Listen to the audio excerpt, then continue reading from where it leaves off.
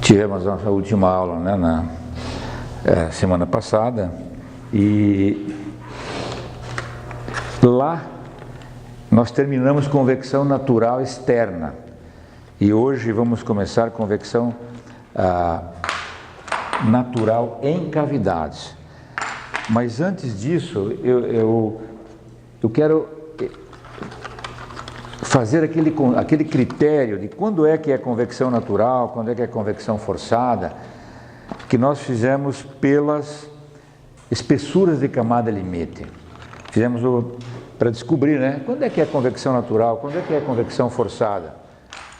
Nós fizemos analisando, comparando as espessuras de camada limite. Quer dizer, se eu tiver uma velocidade, se eu tiver numa parede, então eu vou complementar isso.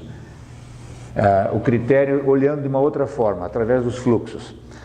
Se eu tiver uma parede com temperatura T0, uma velocidade U, que aqui agora uma bomba, um ventilador, no caso, convecção externa, né? Vai gerar uma espessura de camada limite da convecção forçada. Se eu tiver um ΔT, uma diferença de temperatura, né, com a diferença de temperatura, eu vou desenhar aqui, né, um ΔT da convecção natural e vou comparar esses ΔTs que nós fizemos na aula passada. Dissemos o seguinte, que se o ΔT da convecção forçada for menor do que o ΔT da convecção natural, bom, então isso é uma convecção forçada, porque as velocidades propiciaram um ΔT menor e, portanto, um H maior. Então, se isso aqui acontecer, então isso é convecção forçada. E se for ao contrário, se o delta térmico da convecção natural for menor, bom, então a velocidade que o ΔT ocasionou, né, é maior do que, e isso então é maior do que a velocidade que ocasionou aquele ΔT da convecção forçada, então a convecção é natural. Agora podemos fazer isso, né? Eu disse para vocês que vocês podiam pensar nisso, mas resolvi comentar aqui. Vou pegar um caso pensando aqui nos fluxos. Então, fazer esse conceito, esse critério, baseado nos fluxos.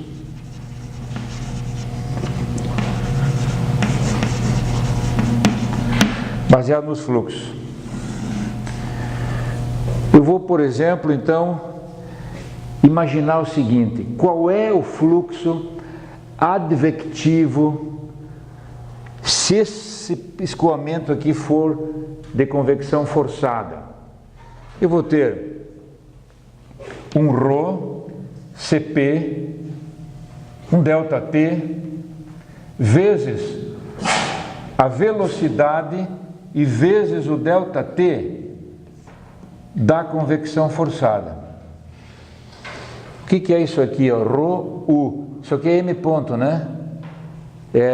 Estou imaginando que no espaço ΔT da convecção forçada tem ali a velocidade, que é forçada, é o U, conhecido.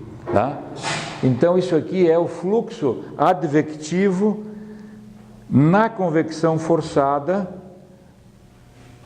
que eu vou comparar com o fluxo, por exemplo, então isso aqui, né, o forçado, convecção forçada, que eu vou comparar com o fluxo que é ρ, Cp ΔT, um V vezes um ΔT de convecção natural. Isso aqui é natural. Vou comparar esses fluxos. Vou comparar esses dois fluxos. Bom, ρ, Cp, ΔT, vou cortar tudo isso aqui e vou dizer o seguinte, que se U vezes ΔT da convecção forçada for maior do que o V vezes o ΔT da convecção natural, isso aqui é convecção forçada. Se isso acontecer.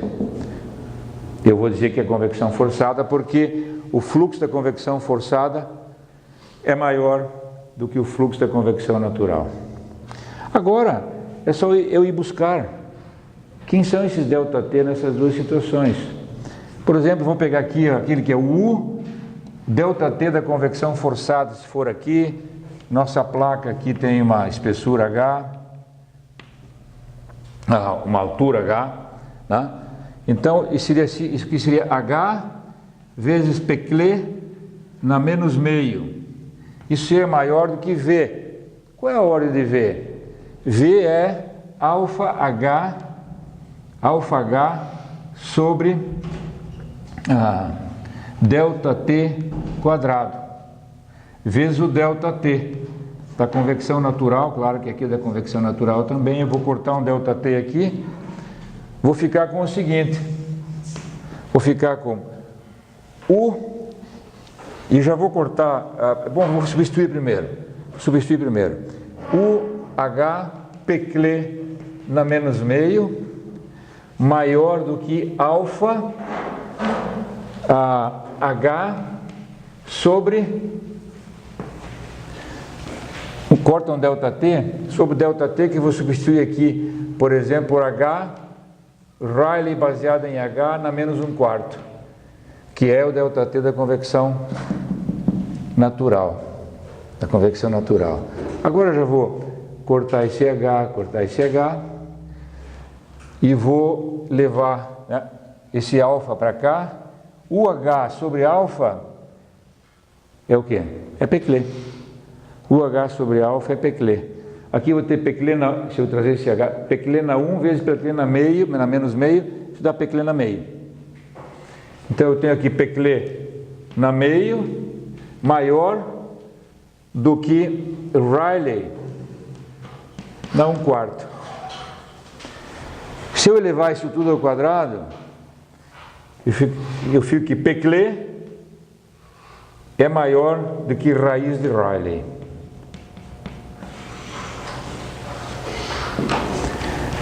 Mais uma vez mostrando aqui que a raiz de Rayleigh é que é um parâmetro interessante na convecção natural, que ela é a relação dos fluxos advectivo, difusivo, etc. Então, isso aqui é convecção forçada, isso aqui é o Peclé da convecção forçada, certo? Não esqueçam isso aí, né?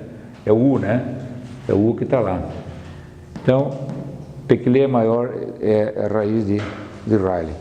Esse é um critério, né, que nós, Peclé sobre raiz de Rayleigh maior ou igual a 1, né? Maior que 1, forçada. Menor que 1, natural. Então, vocês vão encontrar muito na literatura o seguinte, esse critério sendo assim, ó, Grashof sobre Reynolds ao quadrado.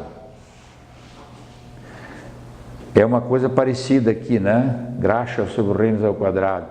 Quer dizer, se você fizer tirar a raiz disso, vai dar uma raiz de Grashof. Mas Grashof está ligado com Rayleigh, né? Via Prandtl, né? Então, são coisas semelhantes. Mas isso aqui vem de uma análise dos fluxos, né? Que são coisas semelhantes, né? Isso aqui vem de uma análise da dimensão das equações.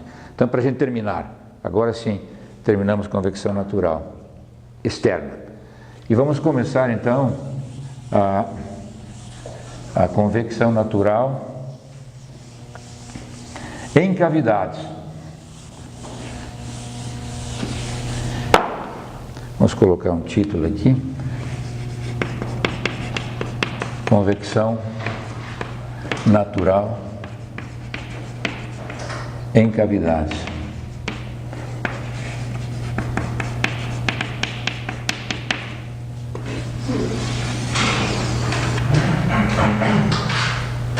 Onde eu já fiz uma introdução, né? Numa dessas aulas aí até eu falei, isso aqui já vale como introdução ao nosso problema da cavidade, quando eu comentei sobre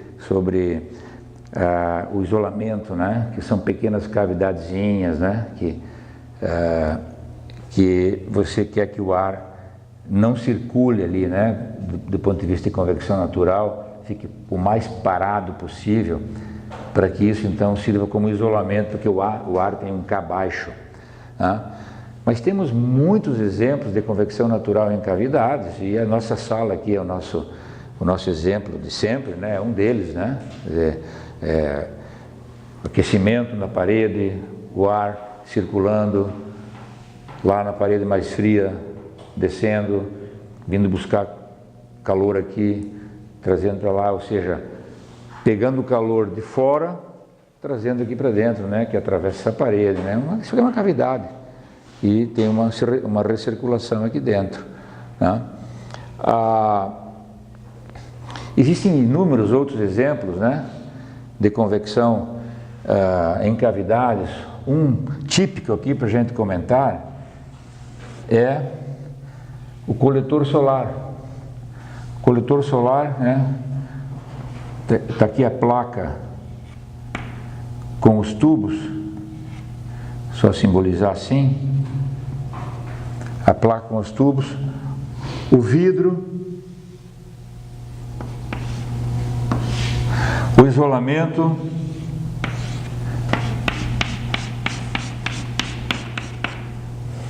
o que você quer aqui? Você quer que a radiação solar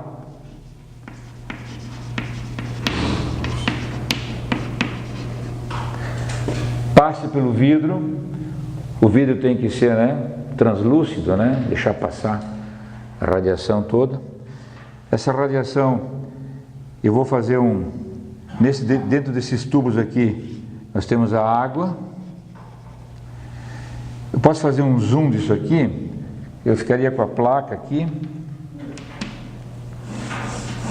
o tubo, a placa, o vidro aqui, tá? A radiação solar vem, incide sobre a placa, incide também sobre a parede, aqui está a água, sobre a parede do tubo. O que foi absorvido aqui vem por condução aqui para a água. O que entrou aqui, atravessa, vem, aquece a água, né? Aqui nós temos. Esse é o processo. E você quer que essa placa aqui realmente não perca a energia que recebeu do Sol. Mas aqui nós vamos ter uma cavidade em convecção natural, porque isso aqui é uma placa aquecida. Então nós vamos ter uma convecção natural assim, ó. Aqui, subindo, descendo. Ou seja, pegando o calor da placa quente e mandando embora para o ambiente. Porque aqui você tem os ventos, né? Você tem os ventos. E quanto mais vento você tiver refrigerando essa placa aqui, mais embora vai esse calor. Porque agora é o nosso problema conjugado, né? Isso aqui é o isolamento, né?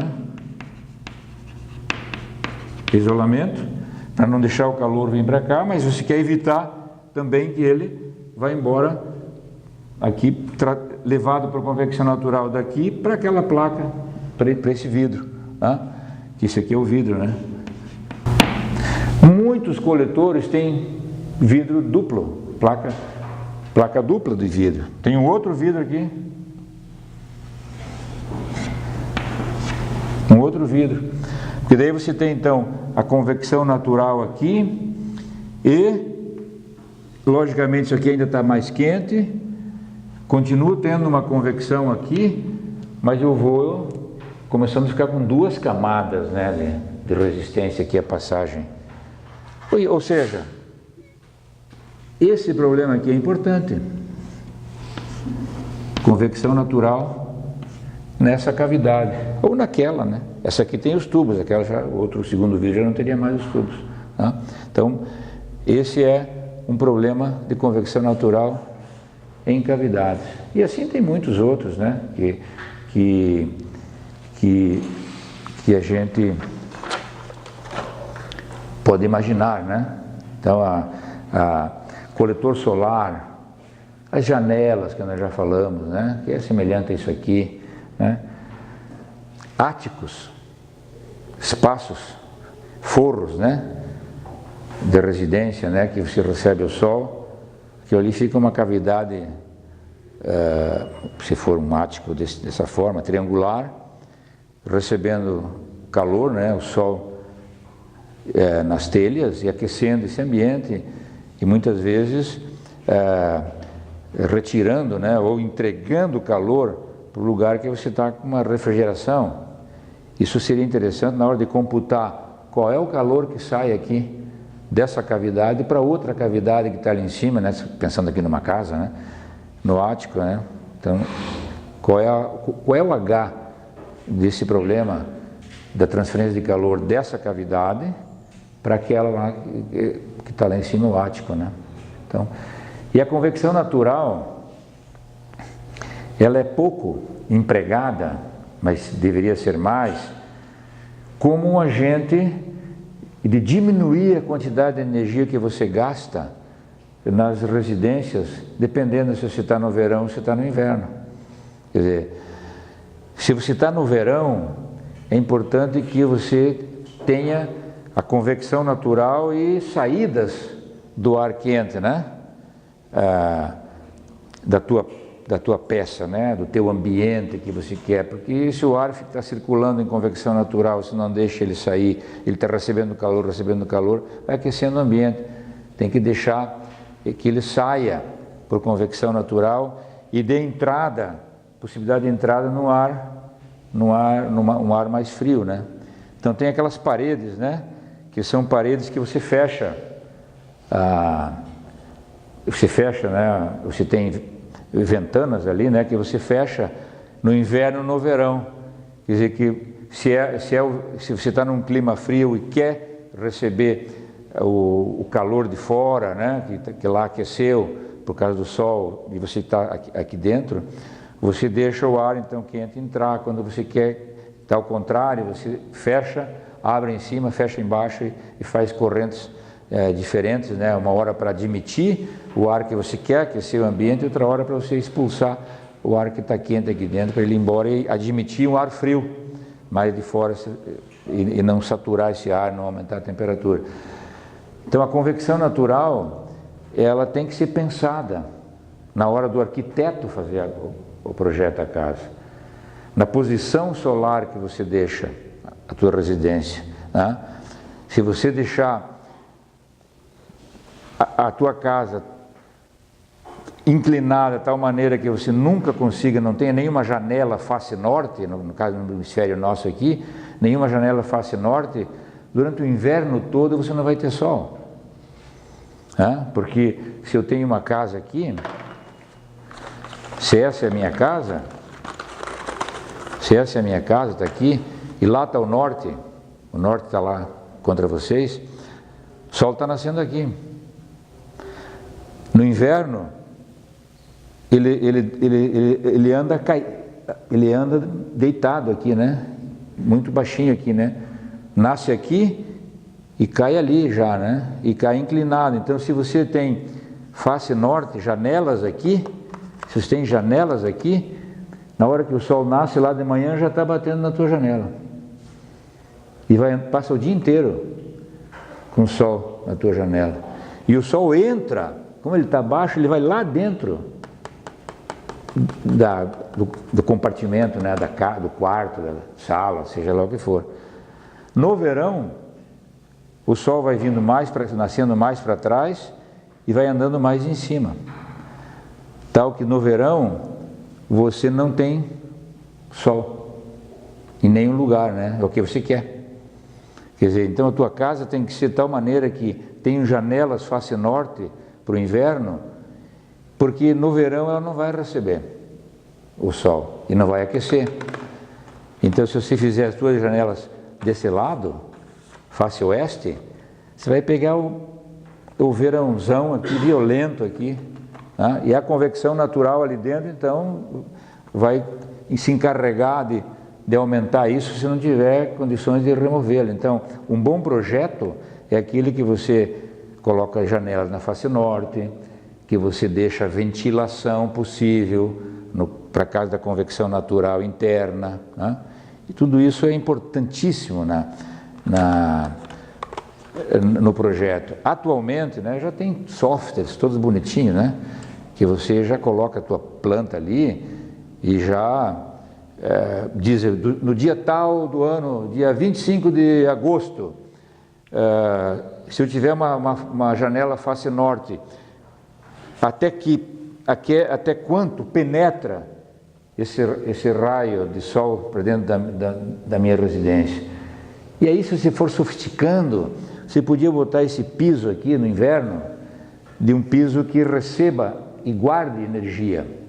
Então o sol está aqui no inverno, andando aqui, entrando pela tua janela, aquecendo o teu piso, que você fez ele especial, de um material que absorve bem a energia e libera a energia à noite, depois que o sol foi embora. Então você está automaticamente tendo uma placa aquecida, perdendo a energia durante a noite, aquecendo o teu ambiente, e você recebeu isso tudo do sol, né? Então hoje em dia é fácil fazer isso, os arquitetos têm esse software, tudo bonitinho. Mas uma vez o projeto do arquiteto era feito com base se é bonito ou não, né? Isso não é mais nada, né? Se a fachada está bonita, se aquilo está bonito, se o negócio se pega bem, né? Olhar, né? E a parte de transferência de calor era totalmente esquecida. Hoje em dia isso está mudando, em função de todas essas possibilidades de software, de simulação, e que o arquiteto já faz a planta e já coloca ali e já dá para o software dizer para você, olha, isso aqui está entrando tanto de sol na janela tal, e você vai brincando aí com a data do ano, né? Mas eu me afastei um pouquinho da questão, mas convecção natural está embutido nesse raciocínio todo, que do caso aí de projeto, né, que é do arquiteto e do engenheiro, né? Porque vai ter que ter um projeto estrutural junto, né? De acordo com a arquitetura, né? Então tem muitos projetos, muitas situações da engenharia que a convecção natural é importantíssima, né?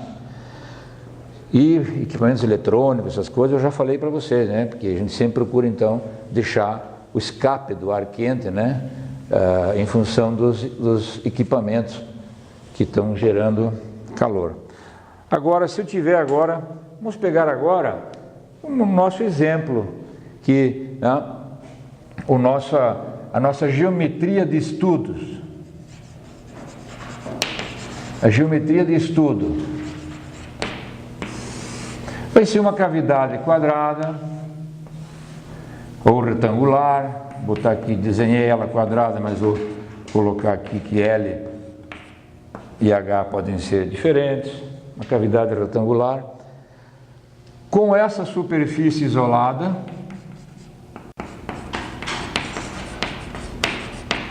essa de baixo também,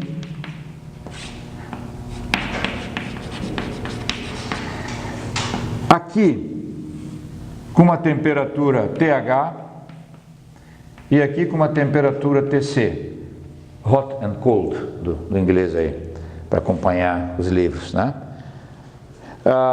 Tal maneira que você tem aqui um ΔT, que é TH menos TC. Como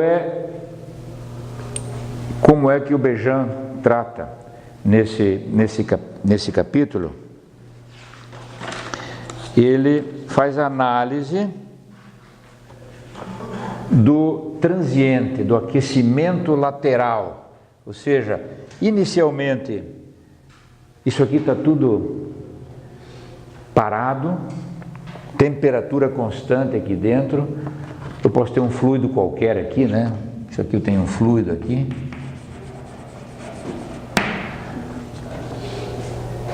Com temperatura constante, tudo parado. Repentinamente você dá esse ΔT aí. passa essa parede para TH e essa para TC. Né? Então, se você tinha, né, um T constante, você aumenta de ΔT sobre 2 da parede de cá, e baixa ΔT sobre 2 da parede da direita, e vai dar uma diferença de temperatura entre a esquerda e a direita de ΔT. Né? E quais seriam as equações governantes desse problema? Qual seria o nosso modelo matemático aqui? Nós estamos sempre nessa, né? Olha o problema, qual é o modelo matemático para resolver esse problema? Então, vamos colocar aqui o modelo matemático.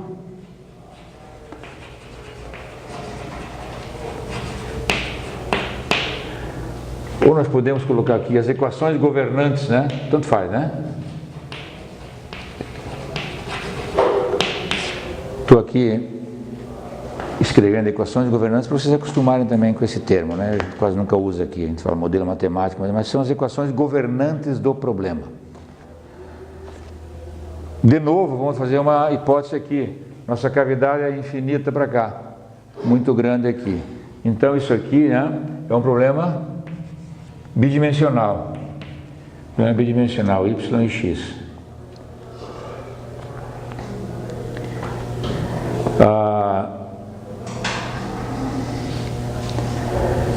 Que equações temos aqui? Que incógnitas temos aqui? Quais são as nossas incógnitas aqui? Temperatura, velocidades, U e V e pressão. Temos 4 incógnitas, temos que ter 4 equações. E as equações aqui serão, claro, conservação da massa, Navier-Stokes numa direção, Navier-Stokes em X, Navier-Stokes em Y e energia. Mas, olhando esse problema, o que nós temos aqui, né? Já demos uma pequena comentada nisso, né? Tem um escoamento assim. Por exemplo, eu tenho aqui, nessa direção, eu tenho velocidades U e velocidades V. Nesses cantos, assim, na hora que está fazendo a curva do escoamento ali, U é na mesma hora de V. Então não tem nada de parabólico aqui, né? O problema é elíptico.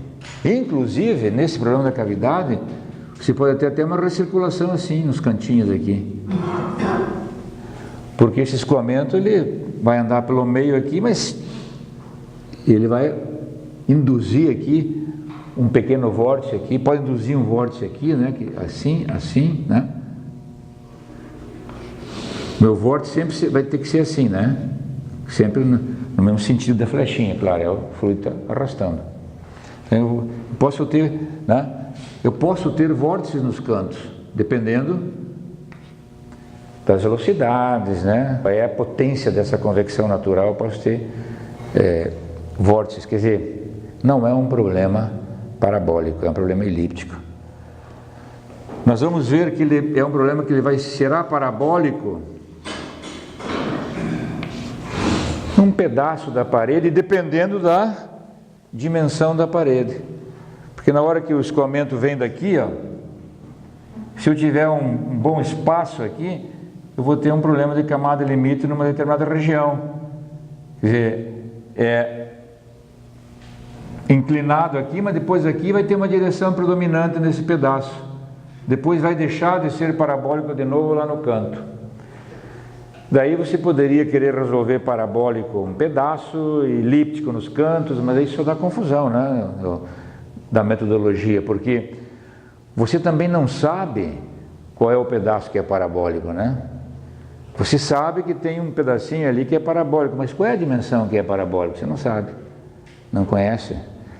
Para delimitar, né? Porque para você dizer, eu vou resolver parabólico, você vai ter que dizer aonde que é parabólico. É a tal da definição da região de estudo. Você tem que dizer, é daqui até ali. Mas você não sabe, você não resolveu o problema. Depois é elíptico nesse pedaço, então o problema acaba sendo elíptico e tem que ser resolvido de forma elíptica. E aí nós vamos ter nossas equações, né? Eu vou reproduzir aqui para a gente apenas ter todos eles aqui. E como vamos fazer o modelo matemático para o aquecimento lateral, né? É transiente, né? Isso aqui é um transiente. Isso é um transiente. Vamos colocar aqui as nossas equações. Da vez, conservação da massa, du dx mais dv dy mais só, né? Lá zero. Conservação da massa. Navier Stokes em x, du dt, como nós estamos fazendo transiente, tem que estar o tempo aqui, mais u du dx mais v du dy,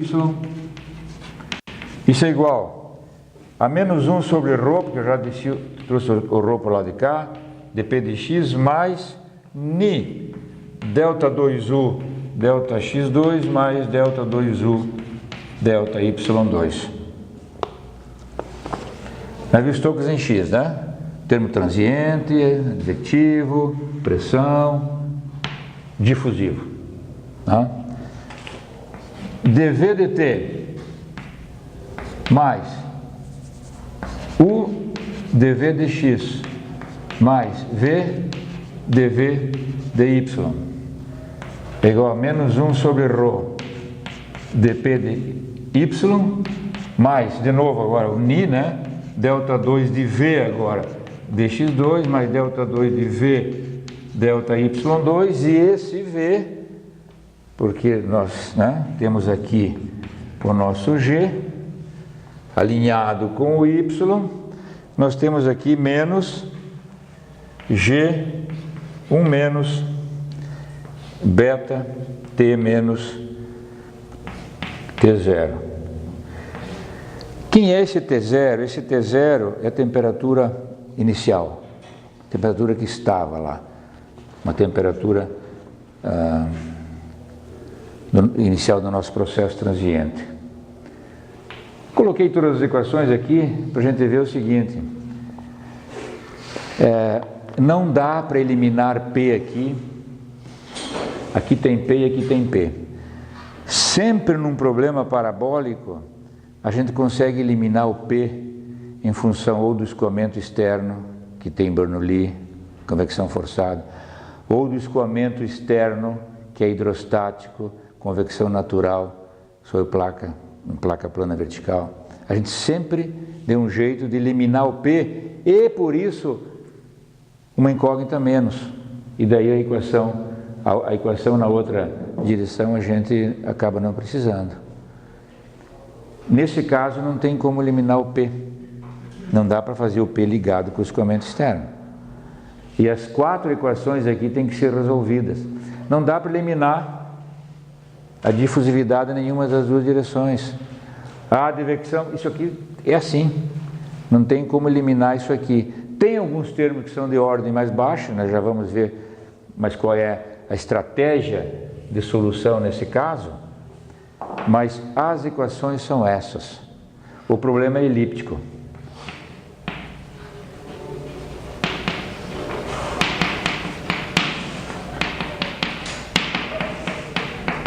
O problema é elíptico. Então, tem que ter uma estratégia de resolver isso aqui. E para fazer a análise da ordem de grandeza dos termos, para a gente não, digamos assim, não parar aqui, né? Dizer, pô, o problema é elíptico, complicado, tal, tem que resolver numericamente. Nós vamos dar sequência aqui para analisar a ordem de grandeza dos termos. Então, esse aquecimento lateral, transiente, dá para fazer algumas análises aqui para tempos pequenos. Depois tem uma estratégia aqui de como eliminar a pressão dessas equações, tá? Que já vamos comentar, né? Então, para tempos pequenos, para tempos perto de zero, porque a física aqui, eu nem comentei, mas nós nem precisamos comentar essa física já, né? Ela já está toda discutida diversas vezes, mas aqui vai acontecer o quê? Está tudo parado, aumenta repentinamente as temperaturas, baixa repentinamente aquela temperatura, vai criar uma corrente advectiva ali, né, convectiva. Tá? Se eu quisesse desenhar já sem resolver nada, fazia minha cavidade aqui, pegar a linha de centro, é o seguinte, como é que seria a velocidade que vai acontecer aqui depois de um tempo pequeno? Bom, daí é o raciocínio, difusão, tá? Eu vou ter nessa camada aqui, vou ter difusão, numa pequenina camada, né? Eu vou talvez exagerar aqui, mas nessa camada, tá? Eu vou ter aqui, eu vou desenhar aqui numa camada delta T, pensar na penetração da energia, mas eu vou desenhar aqui, lá eu vou desenhar a temperatura e aqui vou desenhar a velocidade. Depois de um tempo pequeno já tem movimento, e eu teria assim, movimentou aqui, o resto tudo zero, e aqui desceu, é claro, né? Porque aqui eu tenho empuxo aqui, e aqui eu tenho empuxo ao contrário. E já começou a corrente. Imediatamente que a temperatura da parede aumentou, começa o movimento. E se o tempo for passando, já vamos escrever aqui para tempo pequeno, mas se o tempo for passando, é o mesmo raciocínio que nós já fizemos. Continua tendo difusão, aumenta mais a temperatura do fluido perto da parede, mais empuxo, eu vou ter um perfil assim. Até que eu tenha o regime permanente. Até que eu tenha o regime permanente. Tá? Então, o regime permanente, aí eu vou ter, por exemplo, isso. Agora, será que eu vou ficar com uma região no meio aqui que não vai se movimentar? Daí vocês vão me responder de cara. Depende do Prandtl. Vai depender do número de Prandtl. Porque se eu tiver Prandtl grande, o que pode acontecer? Porque quando eu tenho Prandtl grande, difusidade e quantidade de movimento é maior do que a difusidade de calor, e eu posso ter essas camadas aqui com velocidade mesmo sem ter aquecimento, certo? Isso já está bem estabelecido lá em convecção natural externa que nós comentamos. E pode ser então que eu não tenha camadas verticais distintas. Se o perfil acontecer assim, eu vou ter camadas verticais distintas. Mas se ele acontecer assim, eu posso ter ele assim. Posso ter ele assim. Daí, ele não é mais camadas verticais distintas, certo? Nesse é. Nesse que está aqui é. Deixa eu pegar uma outra cor aqui. Nesse que está aqui é.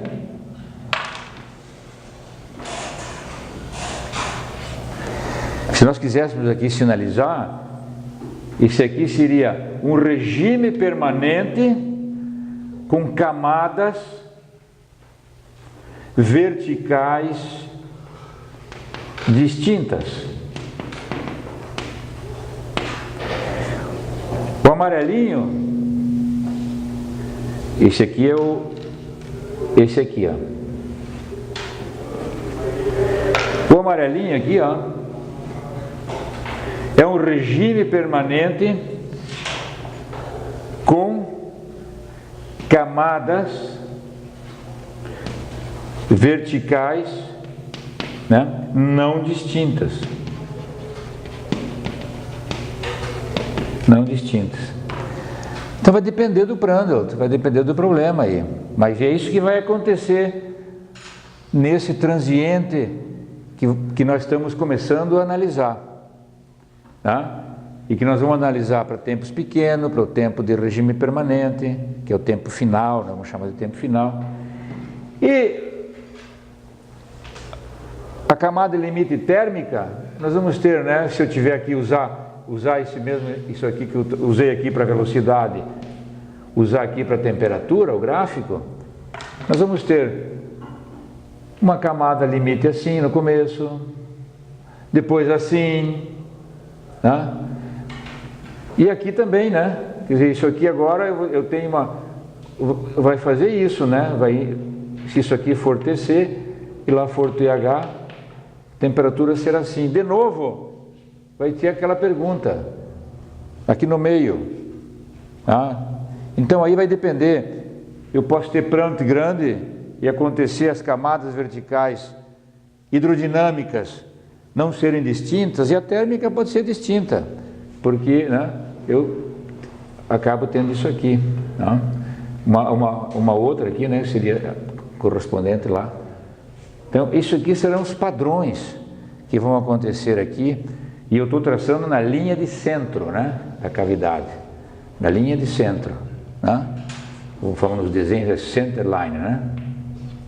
Na linha de centro, que eu estou fazendo esses desenhos. Isso aqui vai acontecer com o transiente.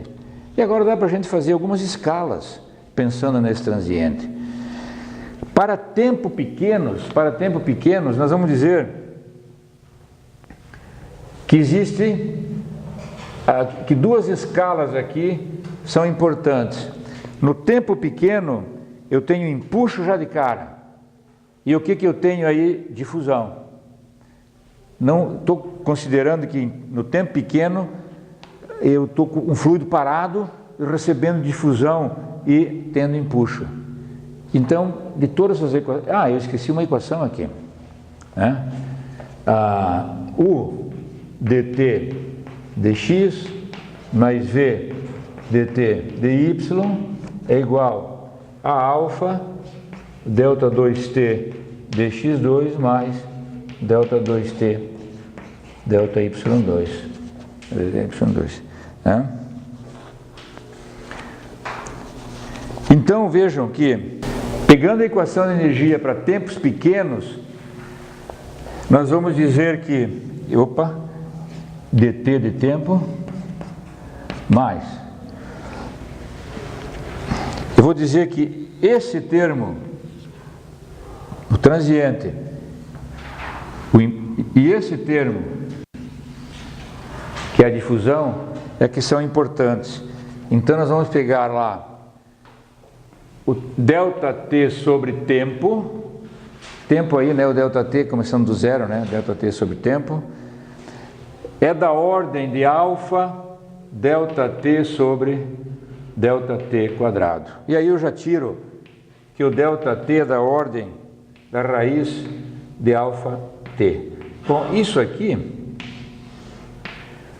é dizendo que a espessurinha aqui da camada limite vai ser dessa ordem se os tempos forem pequenos. Se os tempos forem pequenos. Quer dizer, bom, isso aí eu já conheço do sólido, né? Se eu tivesse um sólido, é porque eu não considerei a velocidade. Daí o sólido é isso aqui, teria isso aqui. E só na difusão em x. Então a gente sabe que o comprimento de penetração, de novo, tem o conceito, não esqueçam, né? Ele é da ordem da raiz de alfa t, da raiz de alfa t. Então, já tem uma ordem aqui para tempos pequenos, né? Eu vou apagar essa figurinha aqui, né? A gente não precisa mais.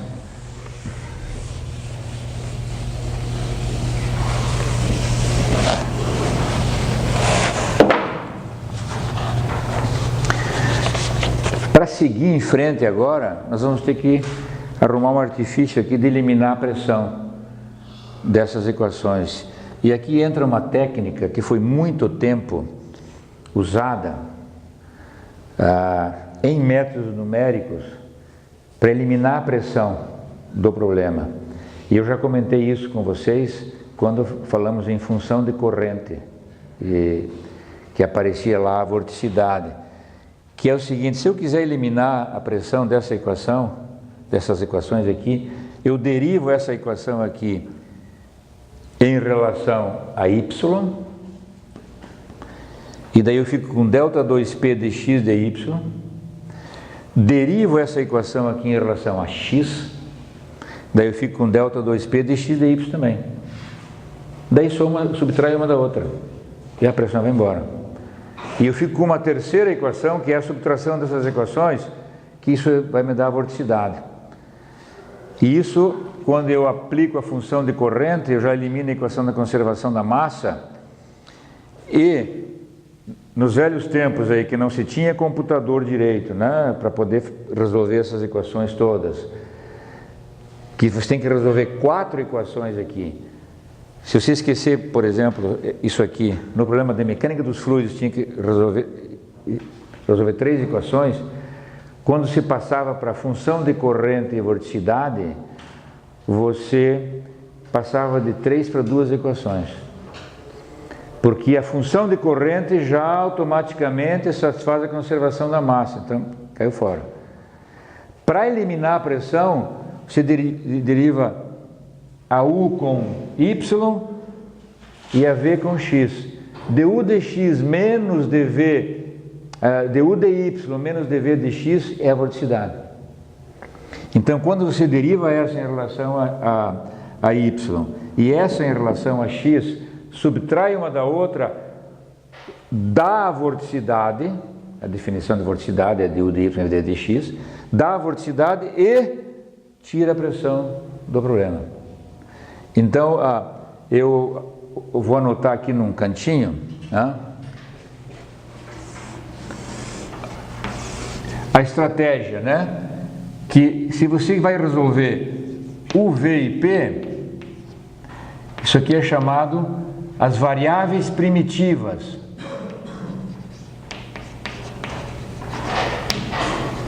As variáveis primitivas. E quando você usa a função de corrente que já satisfaz a massa e deriva a equação da Navier-Stokes em x em relação a y e deriva a equação da Navier-Stokes em y em relação a x, você aparece com a vorticidade, que é o du dy menos dv dx. E você passava a ter um problema que era de 2 variáveis. Em vez de ser as variáveis primitivas, você usava essas variáveis, que essa satisfaz a massa. E definindo isso, tira a pressão da brincadeira.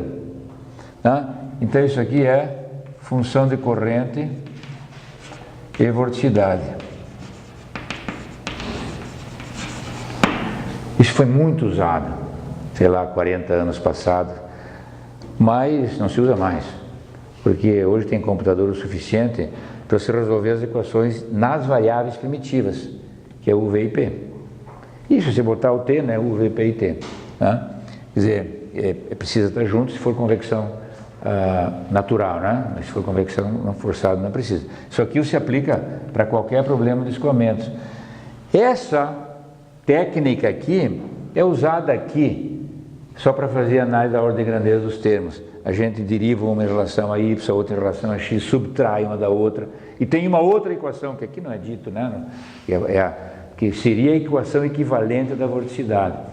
Então, derivando essa equação em relação a y e essa em relação a x e subtraindo, dá uma terceira equação e é nela que a gente faz a análise da ordem de grandeza.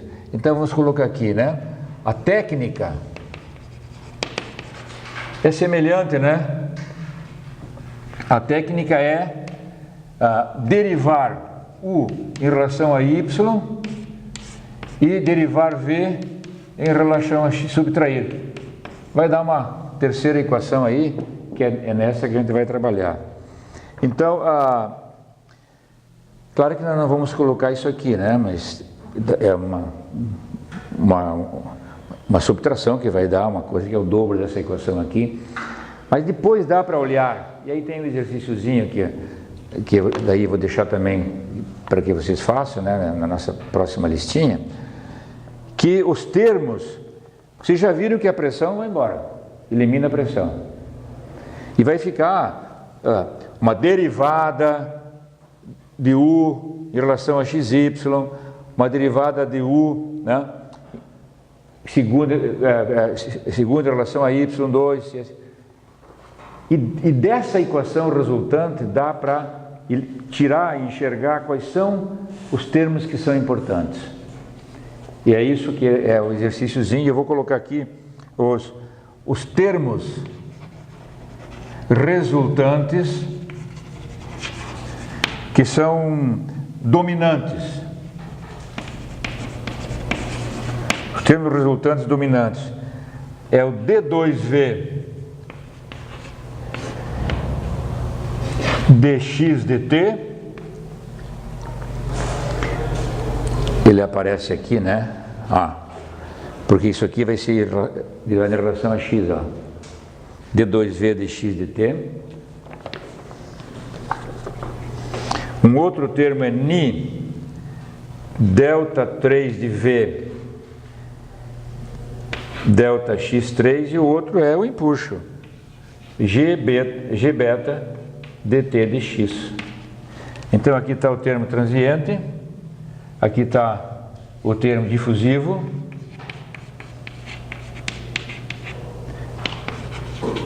transiente, difusivo, empuxo.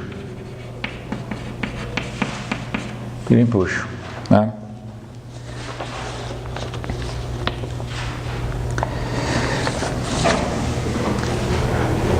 Acho que já posso apagar isso aqui. Vocês vejam o seguinte, nós estamos fazendo isso, né, por um tempo pequeno, né? Estamos aqui, né? Nesse tempinho, toda a equação de U foi embora. Porque eu só tenho V ali começando, né? Só tenho V. Toda essa equação de U foi embora. E sobraram esses termos aqui, ó, que são todos da equação de Navier-Stokes em Y, né? Todos termos oriundos da Navier-Stokes em Y. Navier-Stokes em Y. Se você dividir aqui pelo... Aí agora tem que fazer umas continhas aqui para reduzir isso, né? Mas se você dividir pelo termo difusivo, isso vai resultar, né? Dividindo pela escala difusiva, você vai ter o seguinte: 1 sobre Prandtl, 1 e G beta delta T ao quadrado sobre ni vezes V. Os três termos ficam aqueles termos, dividindo esse por aqui tudo, né? Tem que fazer as ordens e dividir, né? E aí vem de novo agora você fazer para Prandtl maior que 1.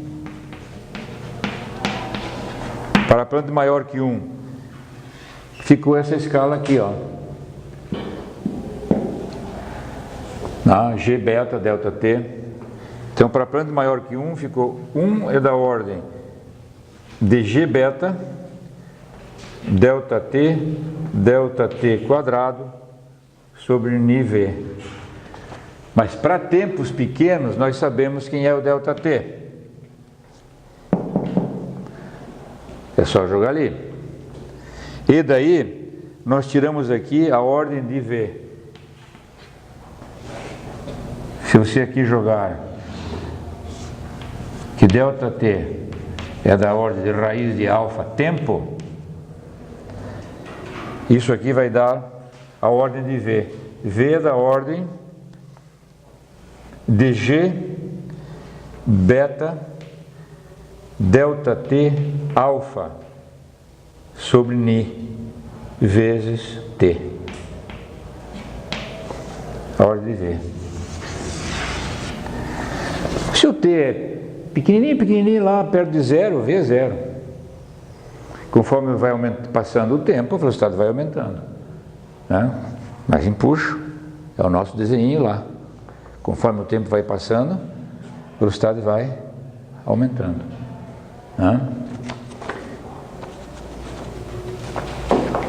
Vou pular, vou deixar as equações aqui.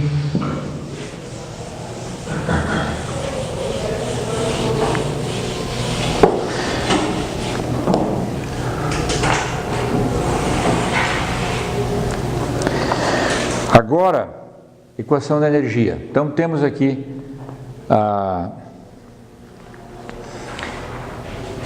já usamos a equação da energia anteriormente, quando tiramos isso aqui. Vamos usar de novo a equação da energia agora no equilíbrio advectivo difusivo, da equação da energia.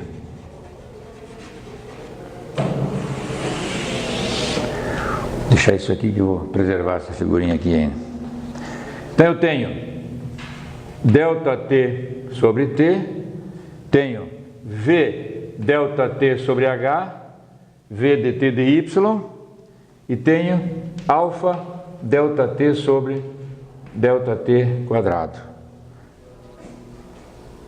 Advectivo, transiente, difusivo. Então, eu vou botar aqui o que o Bergeron escreve: inércia, advecção, difusão. Inércia, né, no sentido de a questão do tempo, né? Sempre a inércia está vinculado aí, né? Se eu tenho uma coisa que tem bastante capacidade de alguma coisa, então tem uma inércia maior, né? Então, para alterar ao longo do tempo dos transientes, né? Então tanto faz se chamar aí o transiente, está vinculado no transiente, vinculado a uma inércia, né? Agora vamos ver o seguinte: quando que isso aqui acontece? Que a advecção e a difusão estão aí, né? No regime, na hora que eu estiver aqui nesse RP, regime permanente, isso aqui não existe mais, certo? Isso aqui não existe mais. E aqui a gente tem que aceitar algumas coisinhas do problema da ordem da escala. Quando T for TF, ou seja, chegamos no regime permanente, eu posso colocar aqui, eu vou ter um V final, um VF, que é o V de regime permanente, correspondente a um TF. Então eu posso escrever o TF assim, ó, né? Eu posso escrever essa equação assim: lá, para T igual a TF, e eu estou salientando isso porque eu quero que vocês não fiquem... para T igual a TF, T final, para T igual a TF, o equilíbrio está aqui, ó. Será V ΔT sobre H, que é da ordem de alfa ΔT sobre ΔT quadrado.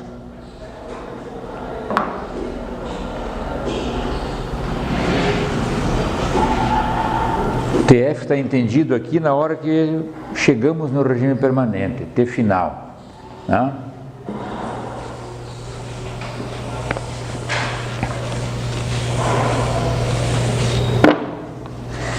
E agora que, então, nós vamos substituir nesse V ΔT sobre H, estou repetindo a equação de lá, que é alfa ΔT sobre ΔT quadrado, vamos substituir aqui raiz de alfa T final.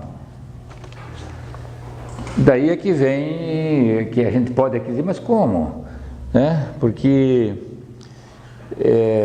isso aqui não é só para tempo pequeno, raiz de alfa T, é que essa expressão é uma ordem de grandeza, né? Então, onde é que você está, né? Quer dizer, por resultar uma ordem de grandeza, não alguma coisa exata, né? Você pode admitir isso aqui, né? Isso que tem que ser entendido, né? Quer dizer, que o alfa T final. E o T final está aqui, né? T final está aí, né? Então nós vamos jogar tudo dentro dessa equação E vamos obter aqui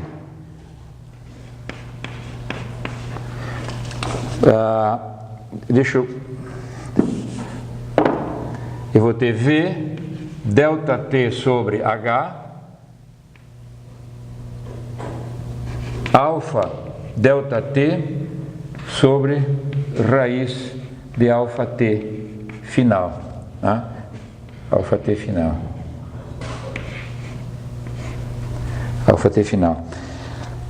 Trabalhando com isso aqui, né, eu vou ter o T final da ordem de NiH G beta, porque veja, ó, que também tem que trabalhar com o V aqui, né? O V está lá, ó, né? G beta delta T alfa na meio. Então veja que quando eu jogar esse V aqui, que V que eu vou jogar aqui? Vou jogar um V do T final. Tá? O delta T final quadrado tem a área do corte. Ah, exatamente, obrigado. Obrigado. Obrigado.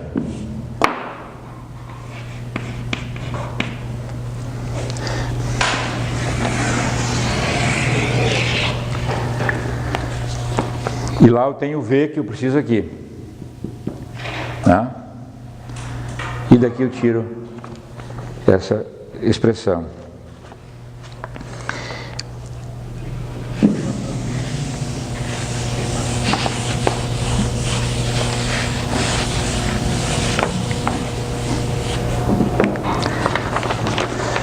Se agora,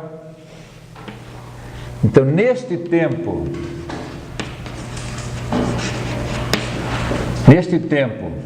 T final, se você,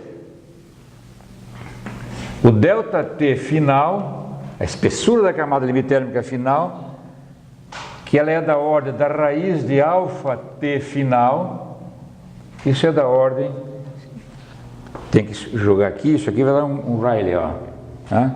Vai ficar H, o Rayleigh baseado em H na menos 1/4.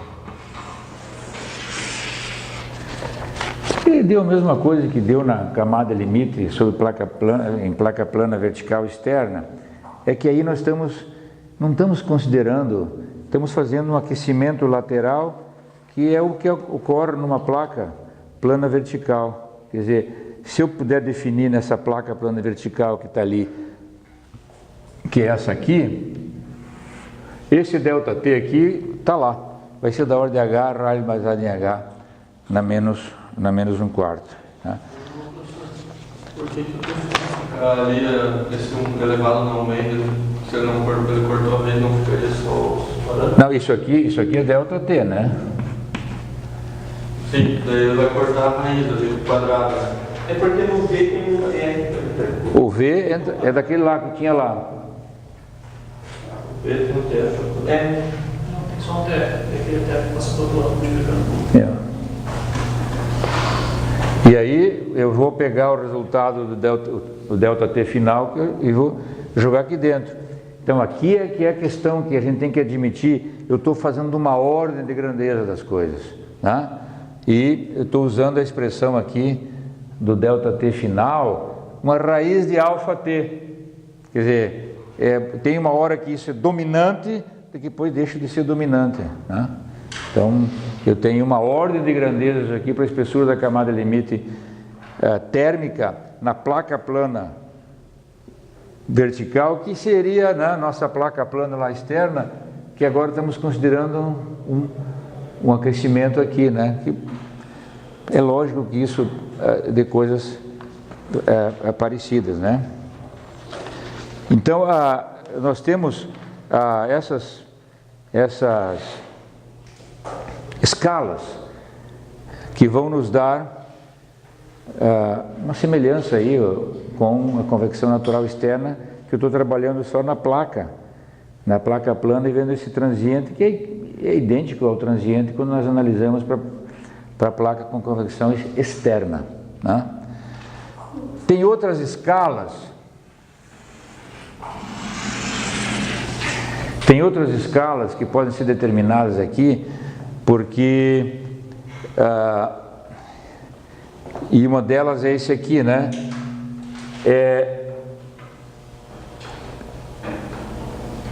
O centro localizado onde está o máximo do meu perfil de velocidade, que é a ΔV, né? Dá para fazer essa escala também, que então é aqui o empuxo, né, e a parte viscosa que origina esse pico de velocidade que nós já estudamos lá, né? Então aqui eu tenho algumas coisas só para esclarecer. Quer dizer, se vocês olharem o texto do Bejan, ele não fala, né, em delta, espessura da camada limite hidrodinâmica. Ele fala no ΔV e chama essa nova escala, continua aqui, de ΔV, que tem o mesmo significado do nosso delta, né? Do nosso ΔV lá anterior, com convecção externa. E essa escala é a parte de inércia, dV, o d2V dx de t, porque eu derivo AV pela x de t, estou usando aqui a equação de Navier-Stokes, né? E a parte difusiva de quantidade de movimento. E isso vai me dar um ΔV que é da ordem da raiz de Nt, que isso é da ordem de Prandtl, não meio, ΔT. Prandtl não meio, ΔT. Olha que é a mesma coisa, ó. O comprimento de penetração da difusividade, da difusão de quantidade de movimento é idêntico. A penetração da difusão de calor é raiz de ΔT. A penetração da difusão da quantidade de movimento é a raiz de Nt, né? Eu preferia chamar esse ΔV de delta, que seria a espessura da camada limite hidrodinâmica, né? O Bejan não fala aqui na espessura da camada limite hidrodinâmica e define esse ΔV como se fosse aqui nesse caso da convecção natural em cavidades, com uma definição, né, que é semelhante à difusividade de calor, mas obtém disso de uma escala que é a inércia do fluido com relação aqui à sua difusividade de quantidade de movimento. E essa escala, né, está chamada aqui de ΔV, mas é a penetração da difusividade da difusão de quantidade de movimento. Então, eu acho um pouquinho ambíguo isso, né? Lá no capítulo anterior, esse ΔV. O ΔV é o mesmo, definido anteriormente, e aqui é essa distância aqui nesse máximo. Mas eu preferia não chamar esse ΔV aqui agora de espessura de camada limite hidrodinâmica, né? Continua sendo o tal do wall jet, né? Ele chama de wall jet, quer dizer, o jato na parede, né? Wall jet. Ele é o wall jet, né? Mas ele está muito vinculado aqui à espessura da camada limite hidrodinâmica. É a penetração, né, da difusão de quantidade de movimento, né? Então, dá para associar muito claramente, se aqui é um ΔT, difusidade de calor, aqui é um delta, difusidade de quantidade de movimento. Prefiro ver assim. Tá?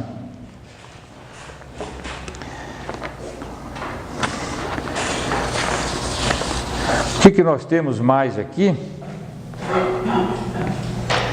em termos de análise? Então nós temos uma espessura da camada limite térmica. Isso aqui nós estamos considerando uma análise na parede vertical. Na realidade, nesse tempo TF, eu vou ter todo um escoamento circulando aqui, vou ter partes elípticas, vou ter partes parabólicas, onde essas expressões aqui ficam valendo, porque nós aqui não saímos de olhar a placa. Né?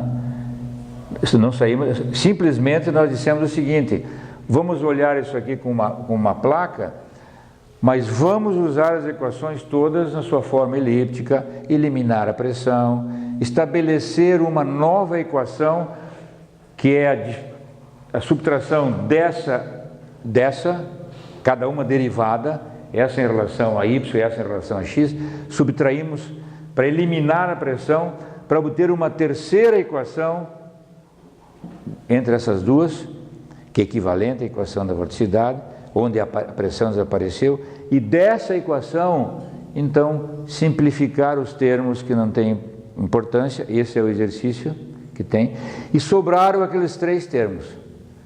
Então sobraram aqueles três termos. Então vejam bem, nós tínhamos quatro equações, né? Nós tínhamos quatro equações para UV, P e T. Nós subtraindo essas equações, nós obtivemos uma terceira equação, que é a da vorticidade. E essa equação teve três termos aqui, e tinha muito mais, que feito uma análise, eles foram tirados fora, e sobre esses termos aqui foi feita a análise da ordem de grandeza. E tínhamos a nossa quarta equação, vamos dizer assim, a primeira era massa, segunda Navier-Stokes em X, terceira Navier-Stokes em Y. Dessas duas, a gente criou uma outra equação, né? Uma terceira equação, e essa aqui é automaticamente satisfeita, porque ao derivar isso, você usa a função de corrente e vorticidade, né? A função de corrente elimina essa equação. Você tem é nessa equação que foi feita a análise, que deu origem aos três termos que nós analisamos. E a outra equação, que era a nossa quarta equação, é energia. Então, de onde nós tiramos as escalas? Dessas duas juntas que gerou aquela terceira que deu esses termos, tiramos as escalas. Tá? E da equação da energia. Então, tiramos a escala para tempos pequenos e expandimos essa escala até lá para o tempo final. Achamos o tempo final, onde nós temos o quê? Então, o equilíbrio entre a difusão e a advecção. Os termos difusivos, eles pararam de, digamos assim, transiente, pararam de penetrar, porque estão agora equilibrados aqui com a advecção. Isso nos dá o T final do problema. Achado esse T final, né, foi possível então colocar o T final aqui e entender aqui que esse crescimento dessa camada ΔT, dessa camada ΔT, se dá por aquela expressão H, Rayleigh-Basal em H na menos 1/4. E aí, e qual é a escala da hidrodinâmica? Daí não se fala aqui na escala hidrodinâmica como nós temos visto até agora, no delta. Se fala no ΔV. E da onde vem essa escala? Daquela equação, né? Onde estamos tirando aqui a inércia e a difusão. Saiu a escala de ΔV, que está relacionado com o ΔT através do Prandtl. Tá? Então, o que eu salientei essa é uma escala perfeita, correta, que nos dá o wall jet, que é a distância do máximo ali da parede, mas ela tem aqui o jeito, né, do nosso delta hidrodinâmico, do nosso delta, vinculado ao ΔT através do Prandtl, né, como já vimos anteriormente. Né. Então essas são as escalas. Agora nós podemos ainda trabalhar aqui para dizer o seguinte: como é que nesse problema, quais são as condições que existem para que a gente tenha camadas verticais distintas ou camadas horizontais distintas, hidrodinamicamente, termicamente, quais são os critérios para isso, né? Se nós estivéssemos aqui se perguntando quando é que vai acontecer isso, camadas não distintas, e quando é que vai acontecer isso? Camadas distintas. E o nome aqui está claro, camadas distintas, né? O que aconteceu aqui, essa parede não está sabendo, porque tudo isso aqui já está, digamos, está parado. Eu não tenho movimento aqui, né? Então essa camada está distinta daquela. Agora no amarelo não, elas interferiram uma na outra. Tá? E que critério é esse para dizer que a camada é vertical distinta ou não? Então vamos ver agora.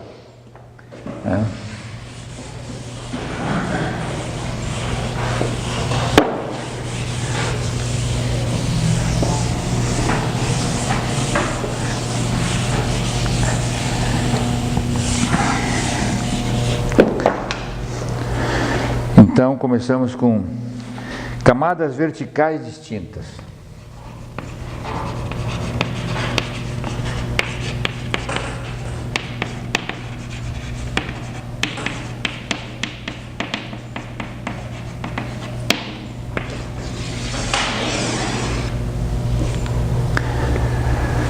Camadas verticais distintas.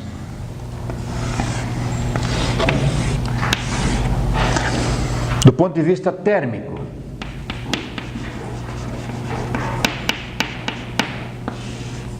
camadas térmicas, L, H. O que eu precisaria aqui?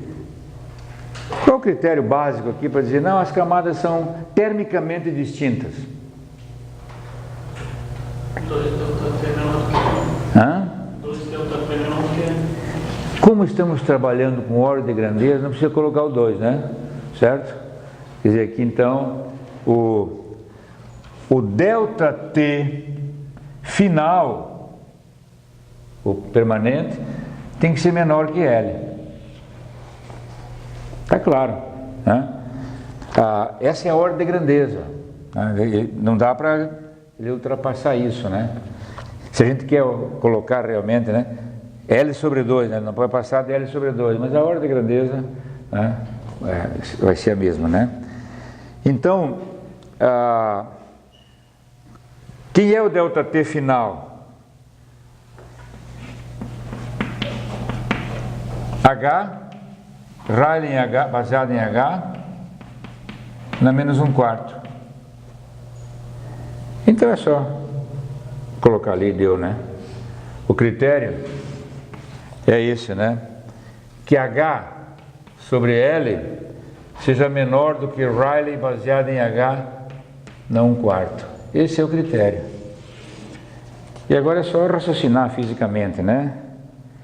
Só raciocinar fisicamente. Se eu tiver uma cavidade esbelta, H alto e L pequeno, eu preciso do Rayleigh mais alto ou mais baixo para que a camada fique vertical distinta?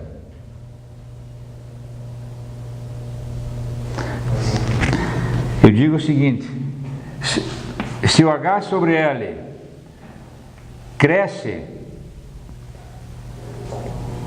por Rayleigh baseado em H. Como é que é a flecha aqui? Para cima ou para baixo? Para cima, né? Porque se o H cresce em relação a L, eu vou tendo cada vez uma cavidadezinha mais estreitinha, mais estreitinha. Para que essa camada aqui não interfira na outra, tem que ter advecção forte, né? Tem que ter um Rayleigh alto, certo? Então, isso está dizendo isso aí, né? Para que isso aqui fique, eu tenho que, se isso aqui vai aumentando, aqui tem que aumentar também. Claro, direto, né? Tudo direto. Mas tem que relacionar do ponto de vista da física. Quer dizer, se eu tenho a cavidade ficando mais esbelta, mais em relação a H ou L ficando pequenininho, para que essa camada limite não interfira na outra, eu tenho que ter camadas limites mais finas. E para ter camadas limites mais finas é a velocidade mais elevada, porque a gente sabe quanto maior a velocidade, mais fina a camada limite, né? Então, é isso, né? Para camadas verticais distintas, termicamente. Hidrodinamicamente.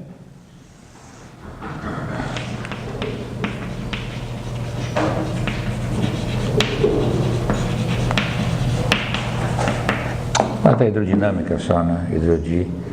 Hidrodinâmica. Hidrodinâmica.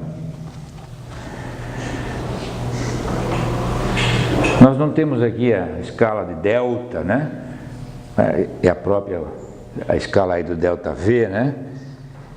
Seria que o delta, eu estou usando aqui a mesma nomenclatura do Bejan, delta V menor que L. Menor que L. Delta V final menor que L. E delta V estava ali, né? Prandtl na meio, delta T, né? O delta T a gente acabou de ver. Então, como o delta V é da ordem de Prandtl na meio vezes o delta T, então eu tenho que H sobre L menor do que Rayleigh baseado em H na 1/4 Prandtl na menos meio. Pronto. Aqui é Prandtl na menos meio.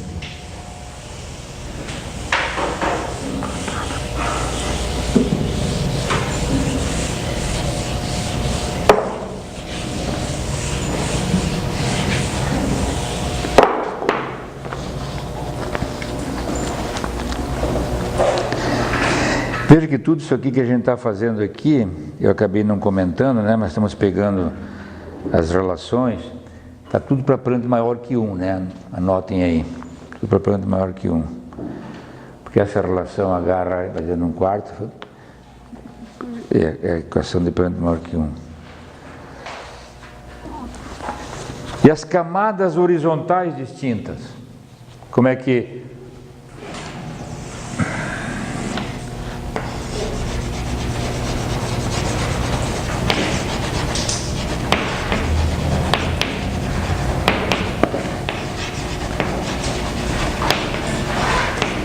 Camadas horizontais distintas. Aí agora eu quero ver vocês. Quero ver vocês darem uma dica para mim agora, como é que fica isso. Essa outra estava fácil, né? Menor que L, o delta menor que L. Agora as camadas horizontais distintas, na realidade lá em cima está isolado, embaixo está isolado.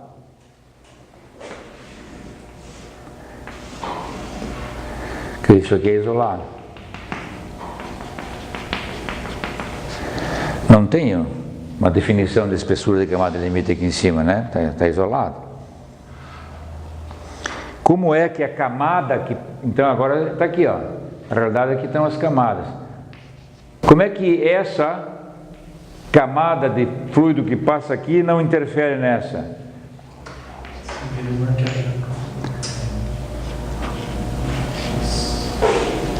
Como é que eu posso dizer agora? A altura da camada limite. Hã? A altura da camada limite.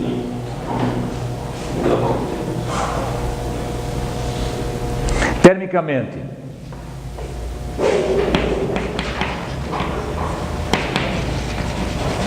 Térmica.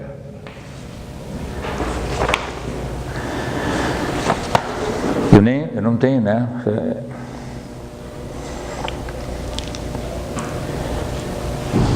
Como é que eu diria isso? Se a convecção forçada for maior que a convecção natural nessa direção? Ou eu dizia o seguinte, que eu tenho uma convecção natural forçada nessa direção, forçada, convecção é natural, mas eu tenho um fluxo advectivo na parte de cima suficientemente grande que a difusão da parte de cima para de baixo é pequena, não interfere a de baixo. Porque se eu tiver uma corrente advectiva suave, digamos assim, então eu daria condições da difusão aqui alterar aqui embaixo. E se ela for importante, eu vou ter essa camada independente dessa, porque a advecção aqui é maior do que a difusão aqui para baixo. Teria que medir, o que tem que medir, tem difusão para baixo, que possa ir lá e mudar as condições lá embaixo, isso que tem que medir. E essa difusão vai ser maior ou menor, dependendo, claro, dessa advecção. Porque se eu tiver muito fraca essa advecção, claro que a difusão vai ter condições de impressionar embaixo.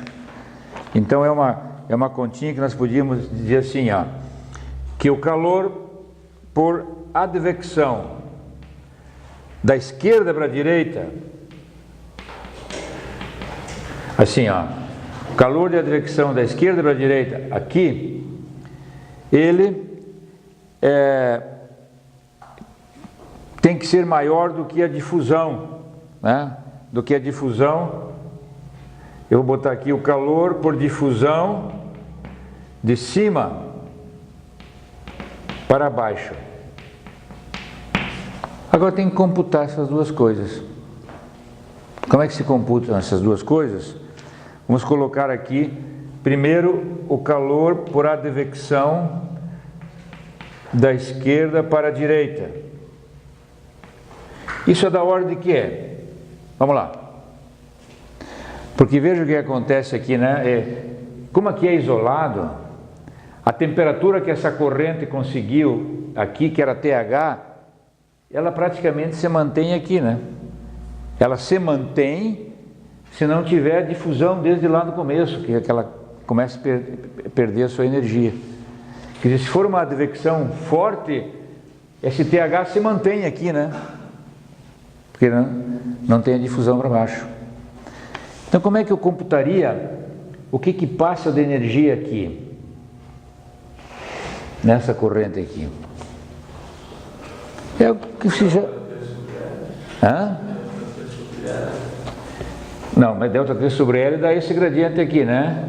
Porque se eu imaginar que a corrente convectiva é forte, isso aqui fica com... essa massa tem TH aqui, quando ela chega aqui ela pega TC, mantém TC aqui, TH menos TC, que dá o delta T sobre L, seria difusão para baixo. Seria difusão para baixo. Mas eu digo o seguinte, como é que eu computo a energia que passa aqui, ó, advectivamente, carregado por essa massa ali? Que é um conceito que nós já usamos bastante. É um M ponto, né? É um M ponto CPT, é um M ponto. E o M ponto é o ρ vezes a velocidade vezes uma espessura. Então, é M ponto CPT. Quer dizer, o calor, isso aqui é um ρ.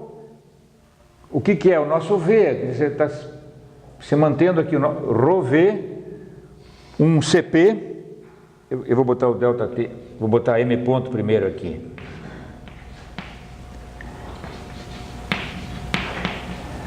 Isso aqui é M ponto. Vocês viram que é sempre os mesmos conceitos vêm, né? Sempre os mesmos conceitos. O M ponto CPT, isso é a energia que está passando naquela corrente lá em cima, da esquerda para a direita. mas ela está passando numa espessura, né? Porque a energia que passou aqui está passando lá, porque está isolado lá em cima. Então, ρV delta T, CP delta T. Isso aqui eu podia escrever como um H delta T, que é a energia que vem da esquerda para a direita, é um coeficiente H vezes uma área de troca H vezes delta T, né? Isso aqui o H é K sobre delta T, H delta T. Então o calor da esquerda para a direita é isso aqui, ó. Que isso, condutibilidade sobre delta T, veja que eu fiz aqui, né? Isso aqui é o fluxo, H, coeficiente de transferência de calor, vezes a área, H grande, vezes delta T. H é K sobre delta T, H delta T. Delta T a gente sabe, é só colocar ali, né? Então, o calor da esquerda para a direita, isso é da ordem de K delta T Rayleigh baseado em H na 1/4. Eu já tenho isso. Esse outro aqui, da esquerda para a direita, o calor difusivo, de cima para baixo, ele é da ordem de quê? Já falamos. É o K vezes L sobre H delta T. Não é isso? Delta T sobre H é dt de x. L é a área de passagem de calor.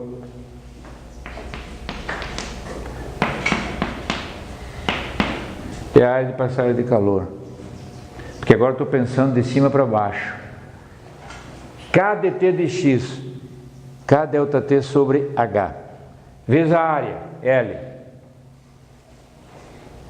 Todo mundo de acordo, né? Agora é só comparar um com o outro e o resultado está aqui em cima, né? Que o H sobre L tem que ser maior que Rayleigh baseado em H na menos 1/4.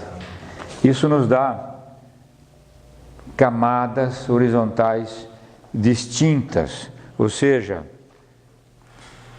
a corrente advectiva manteve sua identidade, né?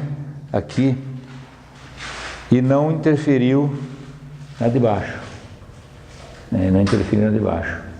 Se isso acontecer, ou seja, e aqui de novo, né?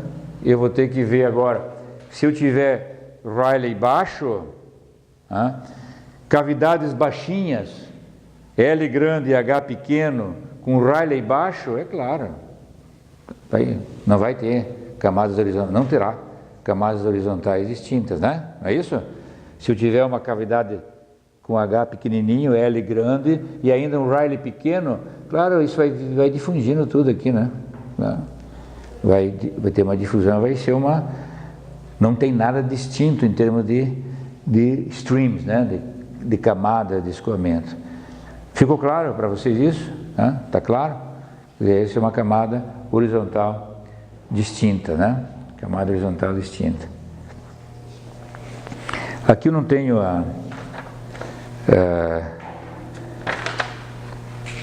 dá uma olhadinha aí para fazer uma camada aqui hidrodinamicamente distinta, né? Quer dizer, dá para comparar aqui, né? A espessura, né? Porque nessa superfície lá eu tenho uma difusividade com andar em movimento, né? Tem que trabalhar isso aí, não está no texto, né? Lá na camada horizontal eu não tenho camada limite térmica, porque lá eu não tenho nenhuma condição de contorno para que provoque a difusão. Mas tem difusão de quantidade de movimento, porque a parede está parada, né? E tem uma tensão cisaliante lá em cima. Então é de comparar, né? Qual é o equilíbrio da difusividade de quantidade de movimento com a advecção de quantidade de movimento nessa direção. É isso que teria que fazer. Quer dizer, se eu quiser fazer aqui camadas horizontais distintas, eu teria que pegar vou pegar aqui. Aqui eu tenho uma difusidade de quantidade de movimento. E tenho uma advecção de quantidade de movimento aqui. Eu tenho uma advecção de quantidade de movimento. E tenho para cá uma difusão de quantidade de movimento. Comparar essas coisas, né? Essa difusão de quantidade de movimento, ela tem que ser contrabalançada por essa advecção de quantidade de movimento, para que ela não vá penetrando e afete a camada de baixo. Então, com o conceito de difusividade de calor que nós usamos aqui, é a mesma coisa. E agora é um transporte de uma corrente advectiva de quantidade de movimento e comparando com a difusividade, com a difusão de quantidade de movimento na direção vertical, mesma coisa. Vai sair um outro critério aqui. Vocês podem até trabalhar um pouquinho nele aqui, né? Porque qual é a quantidade de movimento que entra aqui? É um ρ vezes v, né? E se essa velocidade se manteve aqui, lá eu tenho uma velocidade de v parecida com essa. Então lá é um ρvv, né?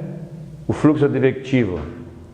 E para baixo eu tenho um mi, né? Alguma coisa, vai ter um critério que vai aparecer aí, né?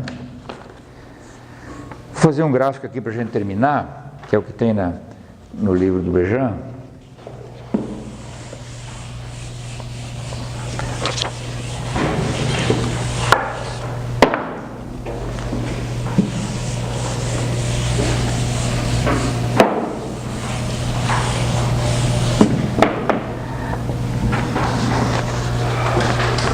Que é o seguinte, é um gráfico que tem aqui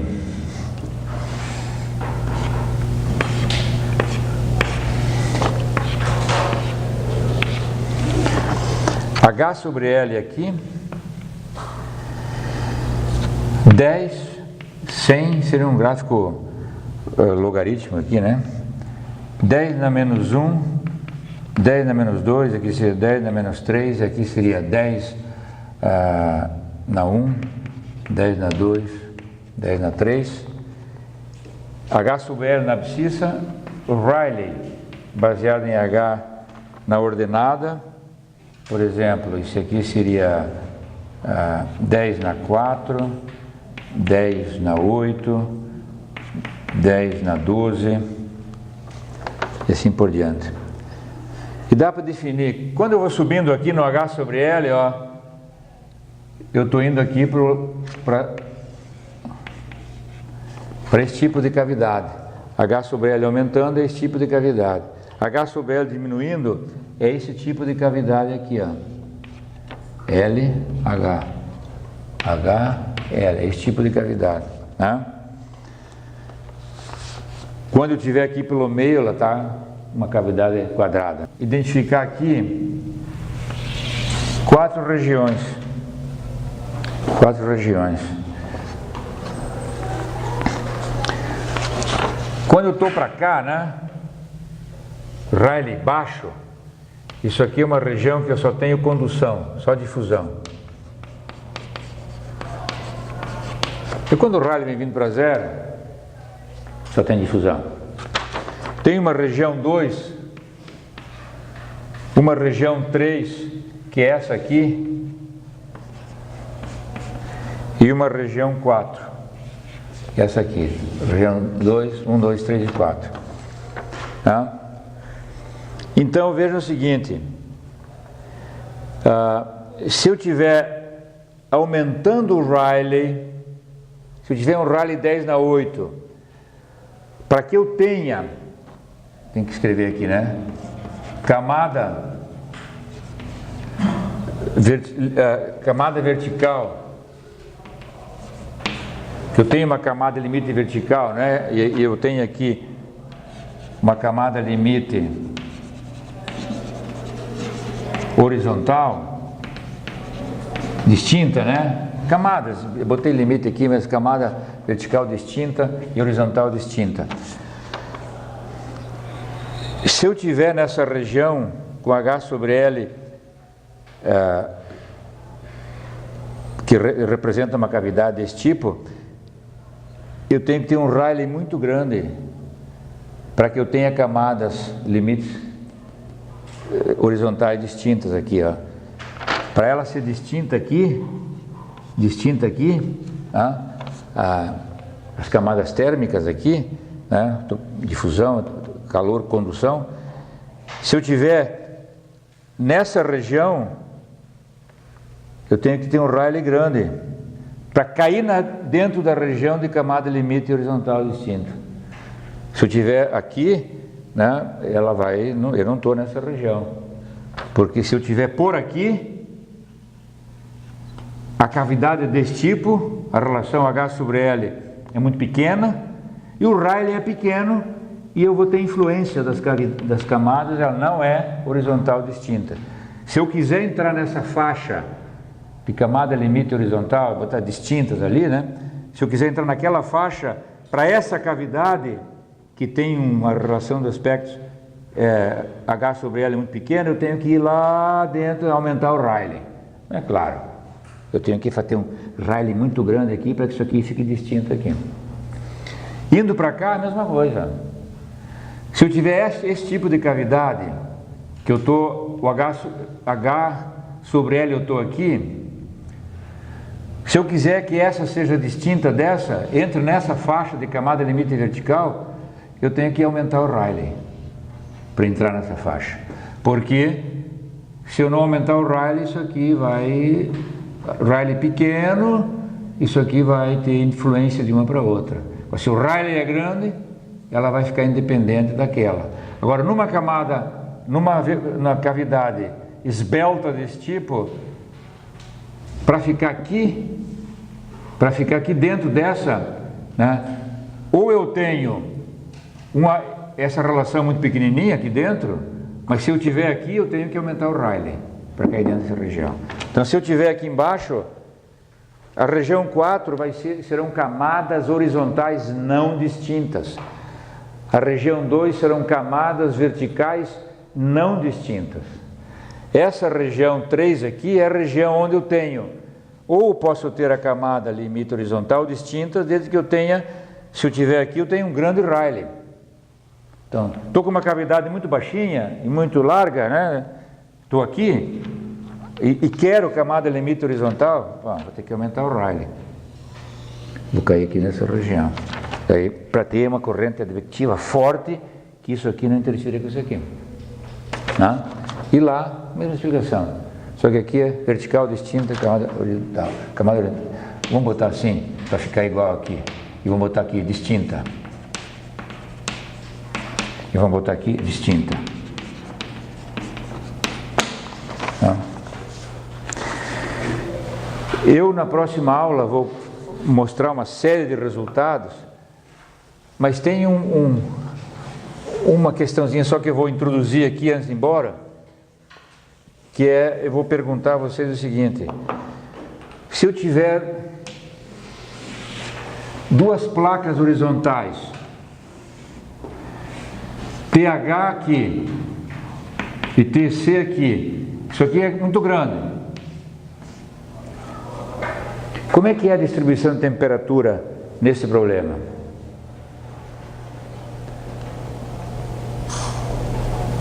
Puramente difusivo? Hã? Puramente difusivo. Eu vou ter uma estratificação. Fluido aquecido sobe, fica parado. Estratificação, difusão, vou ter TH até TC puramente, não vou ter movimento de fluido, vou ter uma estratificação. Né? E se eu inverter isso, então tudo bem, aqui eu tenho TH, a tendência, né? A gente esquece de colocar às vezes, mas o nosso sujeito é sempre para cá, né? A tendência é subir esse fluido, ele não tem para onde ir, ele estratifica. Fica uma distribuição de temperatura por difusão pura.